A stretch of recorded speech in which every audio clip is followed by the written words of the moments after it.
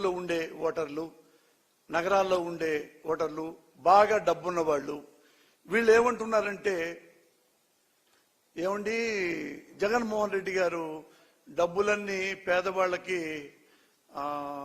పప్పు బెల్లాలాగా పంచిపెడుతున్నారు, అది మీకు కరెక్ట్ అనిపిస్తుందా?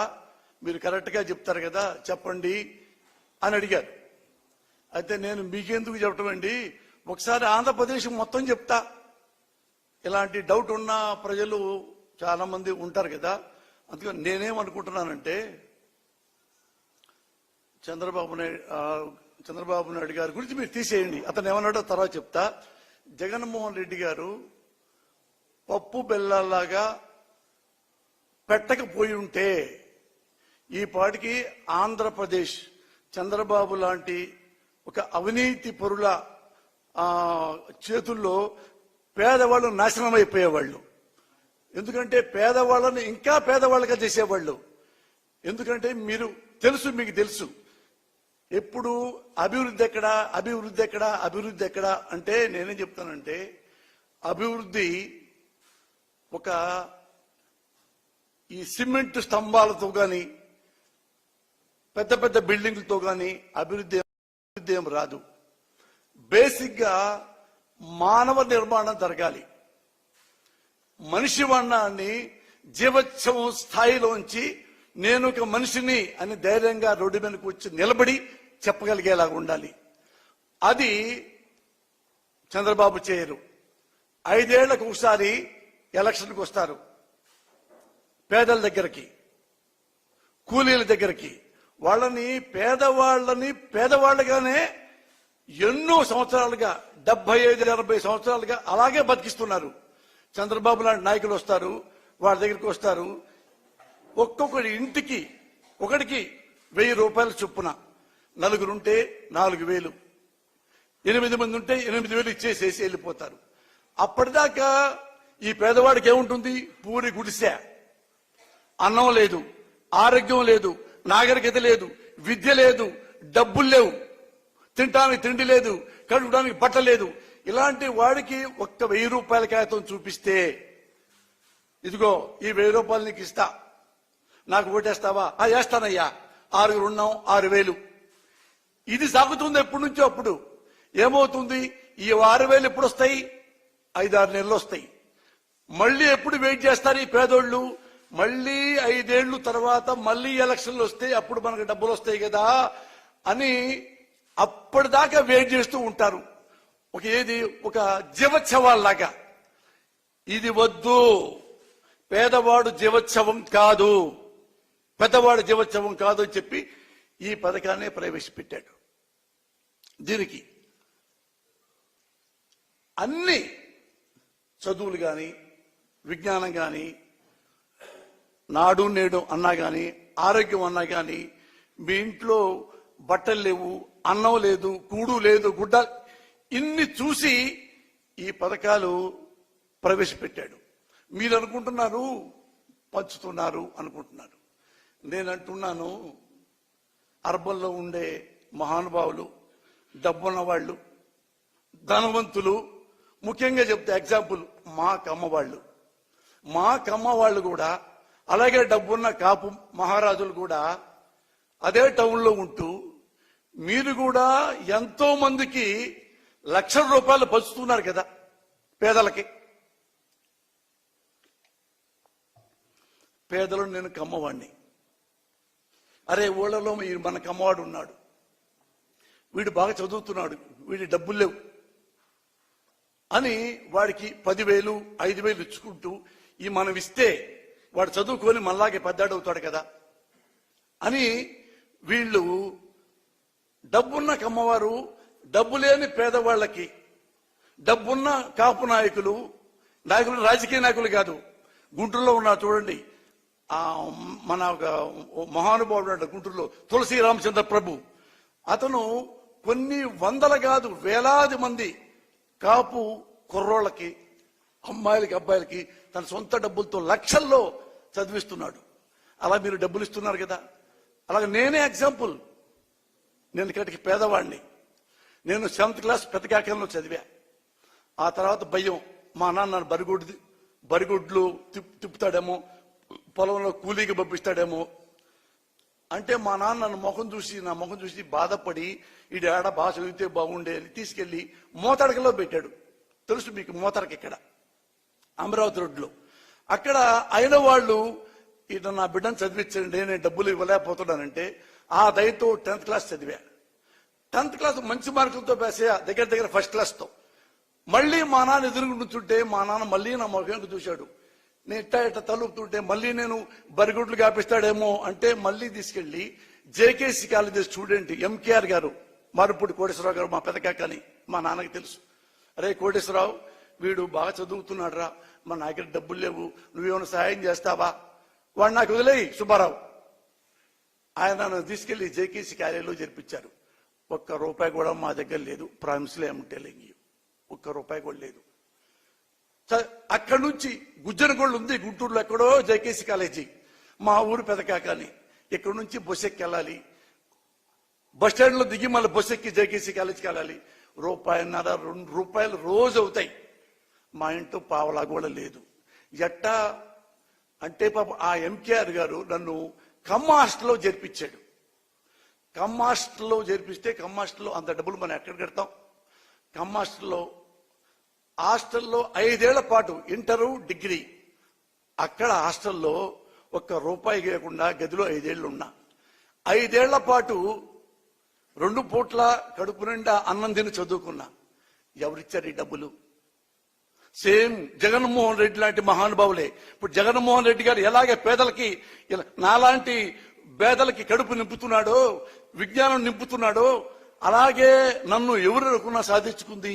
కొత్తపేటలో డాక్టర్ గారు ఉన్నారు, కంటి డాక్టర్ పరంతరామయ్య గారు. వాళ్ళ అబ్బాయి నాకు తెలుసు, వాళ్ళ కజిన్ గణేష్ని ఇంటి పేరుతో ఉంటుంది. ఈ పరంతరామయ్య గారు నన్ను చూశారు. ఎవడరా కుర్రాడు రమ్మను, ఐలీలు నుంచున్నా ఇట్లా. ఏం పేరు నీ పేరు? నా అప్పుడులో నా పేరు పోసాని కృష్ణమరళి. ఇంటి పేరు ఎందుకు చెప్పావు?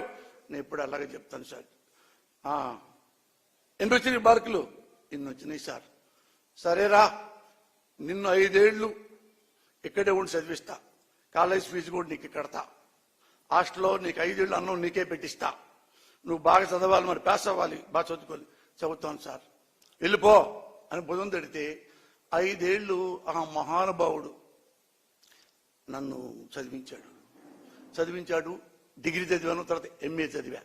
ఇప్పుడు అదే ఇప్పుడు మీ అర్బన్ పెద్దలు మీరు అన్నట్టుగా ఆ ఇంట్లో ఆడవాళ్ళు, ఆ ఇంట్లో పెద్దవాళ్ళు, ఏమండి డాక్టర్ గారు, వాడెవడో పిల్లడు చాలా మంది ఉంటారు, ఇన్ని లక్షలు ఆ పేదలకు ఇచ్చే కర్మ ఎందుకండి మీరు ఇవ్వాలి వాళ్ళకి అని ఒక మొక్క ఇంట్లో ఆ ఆడపుడ్చని ఉంటే, ఈరోజు పోసాని కృష్ణమల్లి గారి దగ్గర ఎడ్యుకేషన్ లేదు. ఈరోజు కూలీగా ఉండేవాడిని, ఏ హోటల్లోనో కప్పులు తీస్తూ ఉండేవాడిని. నేను కూలి పని చేశా, అందుకే ఈ మాట చెప్తున్నా. కప్పులు తీసుకుండేవాడిని, నాకేం లేదు, పూరి గుడిసా. ఇలాగా నాలాంటి పేదవాళ్ళు, నాలాంటి కమ్మవాళ్ళు, ఇంకోలాంటి కాపు కుర్రవాళ్ళు, ఎంతమంది అర్బన్లో మీరున్న డబ్బులున్న మహానుభావులు, కులాలు, ఎవరు కులం వాడైనా, కులాభిమానం ఉన్నా సరే, మాలాంటి పేదల్ని మరి ఎంత చదివించారు. నేను MA చదివా, ఈ స్థాయికి వచ్చా, ఇంత డబ్బులు సంపాదించా. అది నాకు గుర్తుంది. మళ్ళీ నేను కూడా లక్షల్లో కాదు, ₹1,00,00,000 పైగా ఖర్చు పెట్టా. ఎంతో మంది పెళ్లిళ్ళు చేపించా, ఎంతో మందికి నేను చదివించా. ఎంతో పేద పిల్లకి నేను మాత్రం కులం మతం చూడలా. హైదరాబాద్ లో కూర్చొని ఎంతో మందికి డజన్ల పైగా చిన్న పిల్లలకి 4 నెలలు, 7 నెలలు, 10 నెలలు ఇలాంటి పిల్లలకి గుండెకి హోలు పడితే స్టార్ హాస్పిటల్లోనే అందరికీ చేపించా. అందరూ బతికారు. అలా నాకుంది, నేను చేశా ఇన్ని లక్షలు. అదే నా భార్య, ఏమండి వాడెవడు వీడెవడు మొత్తం 60-70 లక్షల దాకా ఖర్చు పెట్టి పారునుకారు మీరు ఏ అని మా ఆవిడ అనుంటే, నేను నో అనుంటే వాళ్ళు చాలా మంది చచ్చిపోయి ఉండేవాళ్ళు. నేను ఎప్పుడైనా పేపర్ చూస్తే నాకు డబ్బులుంటే ఇది ఇవ్వాలంటే ఇస్తా. బీహార్లో వాచ్మెన్ కూతురు 10 ఏళ్ళు గుడ్డికి హోలు పడింది, ₹1,50,000 ఇస్తే ఆమె బతుకుద్ది. రామోజీరావు గారు ఈటీవీ అందులో నేను చూశా, ఆ ఏజెన్సీ వాళ్ళని పిలిపించుకొని ₹1,50,000 ఇచ్చా త్రూ రామోజీరావు. ఆ డబ్బులు పంపించాను సార్, ఆమెకి ఇస్తా, ఆమె బతికింది. అప్పటికి వాడు నా ఫోటో పెట్టుకున్నాడు. అలాగా మేము కూడా మాలాంటి పేద బతుకులో అలాగే అలా డాక్టర్ ఫోటోలు పెట్టుకొని ఇంకోళ్ళు ఫోటో పట్టుకొని స్ఫూర్తిదాయకమయ్యాం. ఇది మీరు డబ్బులు పంచి మాలాంటి వాళ్ళని పైకి తేయడానికి జగన్మోహన్ రెడ్డి గారు పేదవాళ్ళకి బ్యాంకులో డబ్బులు వేసి అవి పంచి వాళ్ళ జీవితాలు బాగు చేయడానికి ఏమన్నా తేడా ఉందా? మీరంతా హృదయంతో ఎంతమందికి ఎన్ని వేల మంది కమ్మ ధనవంతులు మరి పేదలు మీ డబ్బులతో లక్షల రూపాయలతో చదివించారే. మరి ఇప్పుడు ఇతను అదే పద్ధతి కదా, ఇది పద్ధతి కాదు. ఇది ఈయన ఈ పద్ధతి చేయకపోయి ఉంటే ఓళ్ళు పద్ధతి ఏంటో మీకు తెలుసా? ఎలక్షన్ వస్తుంది, ఒక వారం రోజులు మొత్తం డబ్బులు పట్టుకొస్తారు. ఆ పేదవాళ్ళ ఇళ్ళకి అలాగే వస్తారు. అదే పూరిళ్ళు, అదే మట్టి గోడలు, అదే కుండలు, అదే పచ్చడి అన్నం, అదే మజ్జిగ, అదే పిల్లవాళ్ళు అంటుకోవడం తోముకోవటం. ఎవడు చదువు లేదు, ఎవరికి విజ్ఞానం లేదు, ఎవరికి ఆరోగ్యం లేదు, ఎవరికి ఆరోగ్యశ్రీ లేదు. ఏమా వెంకయ్య ఎంత కావాలి నీకు? సార్ పోయినసారి 500 ఇచ్చారు సార్, 1000 రూపాయలు ఇవ్వండి సార్. 1000 రూపాయలు తీసుకు. వీడు మళ్ళీ ఎప్పుడు వాడి జీవితం ఎప్పుడు బతకాలి? ఎప్పుడు ఈ డబ్బులతో వాడు చంద్రబాబు లాంటి వాళ్ళు వచ్చేసి 1000 కదా 2000 ఇచ్చేయి పో, 2000 ఇచ్చేశారు. వాడు ఎమ్మెల్యే అవుతాడు, మంత్రి అవుతాడు, ముఖ్యమంత్రి అవుతాడు, కోటీశ్వరుడు అవుతాడు, వేల కోటీశ్వరులు అవుతారు. ఈ పేదవాడు ఎక్కడ ఉంటాడు? అక్కడే ఉన్నాడు. అంత దుర్మార్గులు కొంతమంది మన రాజకీయ నాయకులు. నేను చెప్పిందేం కాదు, ది గ్రేట్ రాజీవ్ గాంధీ ఒక మీటింగ్ లో చెప్పాడు, మన ఇండియాలో రాజకీయ నాయకులు అంతా దొంగవాళ్ళు అంటే అని నవ్వుతూ చెప్పాడు. దొంగవాళ్ళు అంటే మనం ఎగ్జాంపుల్ ఆంధ్రప్రదేశ్ లో ఒక రాష్ట్రం, ఆడకెళ్ళి ఒక జిల్లా, ఆడ నుంచి మండలం, లోపల కుగ్రామం. ఇక్కడ మనం ఒక పథకం పెట్టి ₹1 ఇక్కడ నుంచి ఢిల్లీ నుంచి ఆ కుగ్రామానికి ఎలా పంపించాలి అంటే ఆ రూపాయి ఢిల్లీ నుంచి ట్రావెల్ అవుతుంది. ఢిల్లీ నుంచి ఆ కిందకి వచ్చే వరకు, ఆ 100 కిలోమీటర్లు వచ్చే వరకు ఆ కింద వచ్చి అరిగి తరిగి పేదవాడి చేతికి అది పావలాగా మారిపోతుంది. That kind of politicians we are having right now. ఇది రాజీవ్ గాంధీ గారు చెప్పారు. ఇలాంటి పిచ్చి పనులు జగన్మోహన్ రెడ్డి గారు చేయలేదే. డైరెక్ట్ గా ₹1 కూడా లంచం లేకుండా డైరెక్ట్ గా తీసుకెళ్లి బ్యాంకుల్లో వేసి, ఎందుకు వేశాడు? ఓన్లీ ఓట్ల కోసమేనా? ఓట్ల కోసమే వేసేస్తారు ఇన్ని లక్షల కోట్లు. అంటే మీరు ధనవంతులు, మా కమ్మ ధనవంతులు, మా కాపు ధనవంతులు, వీళ్ళు కూడా మాలాంటి పెద్దవాళ్ళని పేదవాళ్ళని లక్షలు చదివించింది స్వార్థం కోసమా? ఓట్ల కోసమా? భవిష్యత్తులో రాజకీయ నాయకుడు అవుతావునే కాదుగా. చిత్తశుద్ధి, హోల్ హార్టెడ్నెస్, మానవత్వం. వాడు మనలాంటి మనిషే, కాబట్టి మనకి డబ్బు ఉంది, వాడికి డబ్బు లేదు. ఇదే లాజిక్ జగన్మోహన్ రెడ్డి గారిది. ఏమిచ్చాడు డబ్బులు? అటు ఇచ్చి వెళ్ళిపోలేదా? డబ్బులు ఇచ్చి దేనికి ఇస్తున్నారు? అమ్మా మేము పిల్లలను చదివించాలంటే వాళ్ళు అప్పుడుదా కూలికి వెళ్ళేవాళ్ళు. మీ కూలికి వెళ్ళే డబ్బులు కూడా నేను ఇస్తా, నీకు ఇస్తా, పిల్లలు చదివించు. దానికి డబ్బులు ఇచ్చాడు. నాడు నుండి చదివించాడు. బూట్ల కాడ నుంచి, లేసుల కాడ నుంచి, బట్టల కాడ నుంచి, వాటర్ ప్రూఫ్ బ్యాగు కాడ నుంచి, ట్యాబుల్ కాడ నుంచి ఇన్ని ఇచ్చింది దేనికోసం? మానవ నిర్మాణం కోసం. దీని మించిన మానవ అభివృద్ధి కంటే గొప్ప అభివృద్ధి ఇండియాలో ఇంతవరకు జరగలా. జరుగుంటే మీరు చెప్పండి. చంద్రబాబు నాయుడు గారు అంటారు ఓ మాట, ఏంటంటే ఎన్నెన్నో పథకాలు పెట్టాం, సంపద సృష్టిస్తాం అన్నాడు కదా. మీరు వెళ్ళిపోయిన తర్వాత మీరు నెట్లో చూడండి, మీరు ఆయన దగ్గరికి వెళ్ళి అడగండి, అడగాపితే ఇంకోటి కనుక్కోండి. ఆయన ఎప్పుడు ముఖ్యమంత్రి అయ్యాడు ఆ రోజు నుంచి ఈ రోజు వరకు ఆయన బడ్జెట్ చూడండి. ప్రతి బడ్జెట్ లో రెవెన్యూ లోటు ఉన్నవాడివి ఎట్ట సంపదను క్రియేట్ చేయగలవు? ఎవరిని అడగండి. ఎవడ సింపుల్ లాజిక్. నా ఇంట్లో ₹1 లేకుండా నేను ఎలా బిల్డింగ్ ఉంటాను? నా ఇంట్లో పావులా కూడా లేకుండా ఎలా నేను క్రాప్ చేపించుకుంటాను? ఎప్పుడు నీ బడ్జెట్ ఆ రెవెన్యూ లో బడ్జెటే, దానికి నువ్వు ఈ సంపద అనేది లేదు. కానీ సంపద తెలియదు కదా నా పిల్లలకి, పాపం పేదలకు ఏం తెలుసు. ఇవన్నీ ఇంత మోసం చేసి ఇప్పటి వరకు ఆయన బతుక్కుంటూ వచ్చాడు. ఎందుకు నేను అనుకుంటున్నానంటే ఈ అర్బన్ ఓటర్ మహాశయులకి మీరు గమనించండి, ఒక్కసారిగా ఒక ఇంప్రెషన్ పెట్టుకోకండి. First impression carries up to last అట్టొద్దు. ఏం మోసం చేశాడు జగన్ గారు మీరు క్వశ్చన్ చేసుకోండి. ఏ మోసం చేస్తున్నాడు అప్పటి నుంచి చంద్రబాబు నాయుడు గారు మీరు ఎంక్వైరీ చేసుకోండి. అదే మళ్ళీ మీ అర్బన్ సోదరులకు నేను అడుగుతున్నాను, ఇదే కదండి మరి వైఎస్ఆర్ కూడా చేశారు. ఇప్పుడు వైఎస్ఆర్ గారు చేశారు కదా, ఏం చేశారు?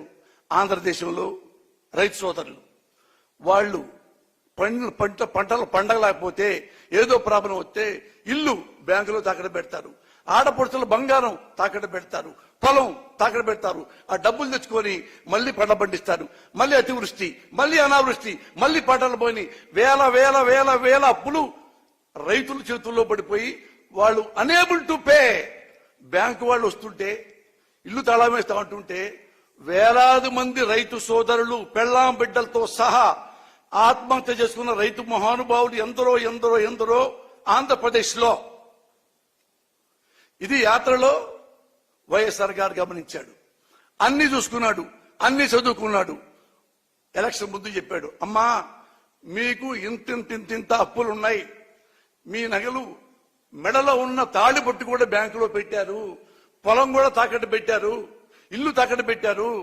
నేను గెలిస్తే ముఖ్యమంత్రి అయితే ఒక్క పైసా కూడా మీరు కట్టక్కర్లేదమ్మా, డైరెక్ట్ గా బ్యాంక్ వెళ్ళి సంతకం పెట్టు, ఏలుముద్రై మీ ఇల్లు తీసేసుకోండి, మీ బంగారం తీసుకోండి, మీ పొలం తీసుకోండి అని చెప్పితే ఈయన ముఖ్యమంత్రిగా గెలిపిస్తే అందరి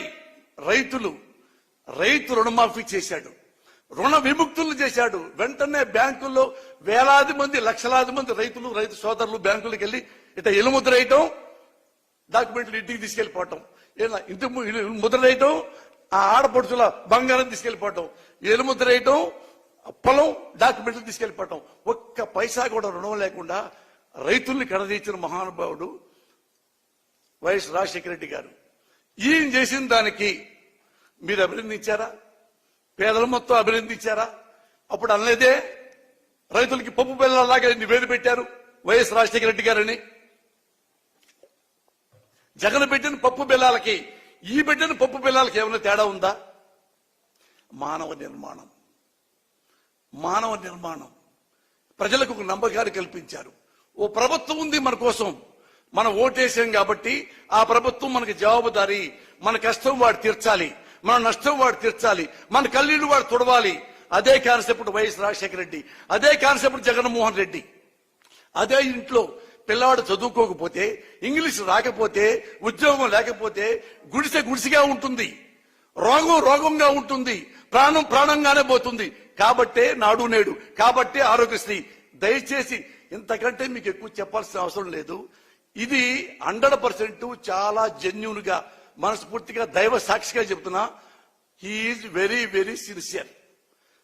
పేదల పట్ల చాలా కనసం ఉన్న మనిషి జగన్మోహన్ రెడ్డి గారు. ఇప్పుడైనా మీరు ఎంక్వైరీ చేసుకోండి.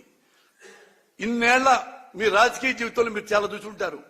జగన్మోహన్ రెడ్డి గారు ఏం చెప్పారు, ఏం చేశారు, చంద్రబాబు గారు ఏం చెప్పారు, ఏం చేశారు, మీరు క్వశ్చన్ చేసుకోండి సార్. ఆన్సర్ మీకే తెలుస్తుంది. దయచేసి జగన్మోహన్ రెడ్డి గారిని దీవించండి, ఆశీర్వదించండి. Thank you.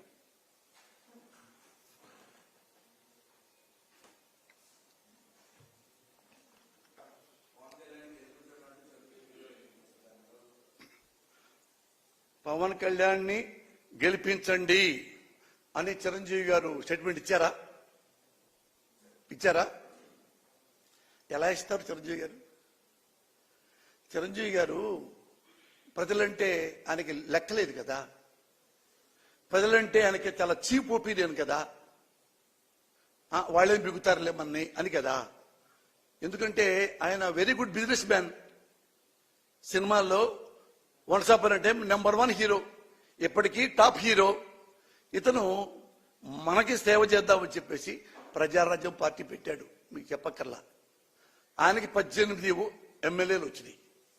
ఎవడన్నా 18 ఎమ్మెల్యే సీట్లు వస్తే ఆ 18 మందిని తీసుకొని అసెంబ్లీలో కూర్చొని ఆంధ్రదేశంలో ఈ ప్రాబ్లమ్స్ ఉన్నాయి సాల్వ్ చేయండి, ఈ కష్టాలు ఉన్నాయి సాల్వ్ చేయండి అని ఎప్పుడైనా ఒక్కరోజు అన్నాడా? అది ఆయన ఆ 18 మందితో కూర్చొని ఉంటే ప్రజలంత గొప్పగా నమ్మేవాళ్ళు. ఇంతకంటే ఇంకా గొప్పగా చెప్తాం మీకు. భారతదేశంలో బీజేపీ పార్టీ పెట్టారు. పెట్టి వాళ్ళు దేశమంతా తిరిగారు. 2 ఎంపీలే అయినాయి. 2 ఒకటి ఆంధ్రప్రదేశ్లో ఉంది, తెలంగాణలో, ఒకటి ఇక్కడ యూపీలో ఉందనుకుంటా. 2 ఎంపీలు అయ్యారు. అరే ఇద్దరే ఇంత భారతదేశంలో 2 ఎంపీలు మన దగ్గర వచ్చినారా? మిగతా ఎప్పుడు రావాలి ఎందులే మనకని చెప్పి బీజేపీ పార్టీని మూసుకొని ఎవరి దారి ఇంటికి వెళ్ళిపోతే ఈ రోజు ప్రపంచంలో అత్యుత్తమైన శక్తి ఉన్న పార్టీ బీజేపీ అయ్యేది కాదు. ఎందుకు 2 ఎంపీలు ఉన్నా కానీ మళ్ళీ భారతదేశం మొత్తం తిరిగి అధికారంలోకి వచ్చింది? వాళ్ళలో ఉన్న సిన్సియారిటీ, వాజ్పేయిలో ఉన్న సిన్సియారిటీ, అద్వానీలో ఉన్న సిన్సియారిటీ, నిజాయితీ, దేశభక్తి, దేశం పట్ల ప్రేమ, ఈ మొత్తం ఏమీ మనోడికి చిరంజీవికి లేవు. ఆత్మే పైసా డాష్ డాష్ డాష్. 18 కనీసం 5 ఏళ్ల పాటన్నా ఆడ కూర్చున్నాడా? ప్రతిపక్ష స్థానంలో కూర్చుంటే ఆయన కూడా నెక్స్ట్ మళ్ళీ వచ్చేయి కదా. అంటే ఇది బిజినెస్ అన్నమాట చిరంజీవి గారికి.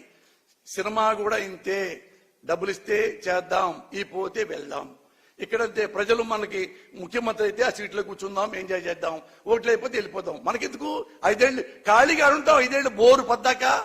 ప్రతిపక్షాలు ఉంటే ఆ అధికార పక్షాలు ఉంటే ఆ లెక్క వేరు కదా అని ఏం చేశాడు? 18 మంది ఎమ్మెల్యేలు అమ్మేసుకున్నాడు. మీ దాన్ని మేము పొమ్మన్నారు. అంతకుముందు ఏమన్నాడు ఒకప్పుడు, ఏంటి చాలా పిచ్చి పిచ్చిగా మాట్లాడుతున్నాం, చాలా మంది మా 18 మంది ఎమ్మెల్యేలు అమ్ముడు పోవడానికి వాళ్ళు ఏమన్నా కోడి పిల్లలు కాదు, పులి పిల్లలు అన్న 2-3 నెలలు కూడా అలా ఎమ్మటి ఇచ్చిపారు నూగాడు. ఆయన అసలు ప్రజారాజ్యం పార్టీ ఆపేసి ప్రజారాజ్యం కాంగ్రెస్ లో గెలిపాడు. ఈయన కాంగ్రెస్ మెంబర్ అయ్యాడు. దానికి బహుమతిగా తెలుసుగా ఇచ్చారు, రాజ్యసభ ఇచ్చారు, సహాయ మంత్రి ఇచ్చాడు, అవన్నీ చేశాడు. మరి అక్కడన్నా ఉన్నాడా? ఆ టైం అయిపోయింది. రాజ్యసభ మళ్ళీ ఇస్తారో లేదో, సహాయ మంత్రి మళ్ళీ ఇస్తారో లేదో, ఇచ్చేట్లేడే వద్దు, మళ్ళీ అక్కడి నుంచి కూడా చెప్పైపోయాడు. వద్దే నాకు రాజకీయం వద్దయా, సినిమాలు చేసుకుంటా అన్నాడు. గుడ్, వెరీ గుడ్, తప్పలేదు. తన తప్పితలు తెలుసుకున్నాడు. సినిమాల్లో బ్రహ్మాండం చేసుకోవచ్చు. మళ్ళీ దేనికి ఇప్పుడు మళ్ళా రాజకీయాల్లోకి? నాకు తెలియట్లేదు. ఏందా మీరు క్వశ్చన్ వేశారు? మీకేం అర్థమవుతుందా చిరంజీవి గారి స్ట్రాటజీ? ఎవరన్నా అసలు జీవితంలో చిరంజీవి గారు ప్రజల దగ్గరికి వెళ్ళొచ్చా? ప్రజల గురించి మెన్షన్ చేయొచ్చా? మా తమ్ముడు కోటేయండి, వాడు బాగా చేస్తాడు అంటే నువ్వు బాగా చేయవా? అందుకని నీకు వద్దా? మీ తమ్ముడు బాగా చేస్తాడా? అదనే చెప్పు. నేను వెన్నుపోటు పొడిచాను ప్రజలకి, ముఖ్యంగా కాపు సోదరులకి. ఎంతమంది కాపులు తెలుసా? నేను అక్కడే ఉన్నా ప్రజారాజ్యంలో. నాకు కూడా ఎమ్మెల్యే టికెట్ ఇచ్చారు కదా, ఎమ్మెల్యే టికెట్. అప్పుడు ఉద్యోగాలు మానేసి ఆయన దగ్గర ఉన్నారు. మనవాడు ఫస్ట్ టైం అవుతాడు అనుకుంటా ఆశపడి ఇల్లు అమ్ముకున్నారు, పొలాలు అమ్ముకున్నారు, నమ్మకం పెట్టుకున్నారు. ఓడిపోయినా కూడా పెద్ద బాధపడలా, ఒకసారే కన్నీళ్లు పెట్టుకున్నారు. ఈయన వెన్నుపోటు పొడిచినందుకు, పార్టీ అమ్ముకున్నందుకు వాళ్ళు ఈ క్రైడ్ లైక్ ఎనీథింగ్.